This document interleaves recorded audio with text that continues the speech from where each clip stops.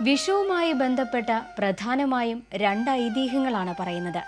ഒന്ന്, അത്യന്തം ശക്തനും അഹങ്കാരിയുമായ നരകാസുരനെ ഗരുഡാരൂഢനായി ചെന്ന് ശ്രീകൃഷ്ണൻ വധിച്ചതുമായി ബന്ധപ്പെടുത്തിയാണ്.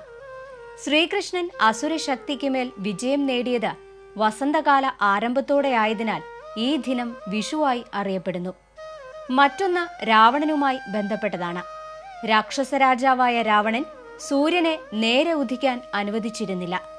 കാലങ്ങൾക്ക് ശേഷം ശ്രീരാമൻ രാവണനെ നിഗ്രഹിച്ചതിനു ശേഷമേ സൂര്യൻ നേരെ ഉദിച്ചുള്ളൂ. ഈ സംഭവത്തിൽ ജനങ്ങൾക്കുള്ള ആഹ്ലാദം പ്രകടിപ്പിക്കുന്നതിനാണ് വിഷു ആഘോഷിക്കുന്നതെന്ന് പറയുന്നു. സൂര്യൻ മീനം രാശിയിൽ നിന്ന് മേടം രാശിയിലേക്ക് സംക്രമിക്കുന്ന ദിനമാണ് വിഷു. വിഷു എന്നാൽ തുല്യമായത് എന്നാണ് അർത്ഥം.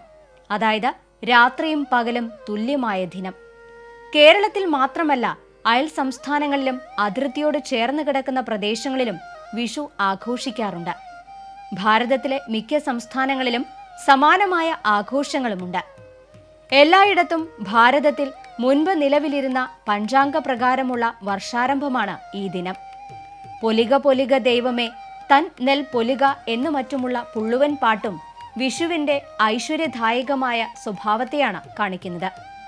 വിഷുവിന് ചെയ്യുന്ന കാര്യങ്ങളുടെ ഫലങ്ങൾ അടുത്ത ഒരു കൊല്ലക്കാലം നിലനിൽക്കുന്നു എന്നാണ് വിശ്വാസം.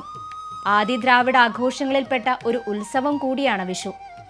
വേട്ടയാടി കാലായാപനം കഴിച്ചിരുന്ന ആദിദ്രാവിഡരുടെ മാംസാഹാരത്തോടുള്ള അഭിരുചി വിഷു ആഘോഷങ്ങളിൽ നിഴലിക്കുന്നുണ്ട്. വിളവെടുപ്പിന്റെ ഉത്സവമായും വിഷുവിനെ പറയാറുണ്ട്. വിശ്വാസങ്ങളും ഐതിഹ്യങ്ങളും എന്തു തന്നെയായാലും മലയാളിയെ സംബന്ധിച്ചിടത്തോളം വിഷു വരാനിരിക്കുന്ന സമൃദ്ധിയുടെ ദിനമാണ്. Culture desk TCV.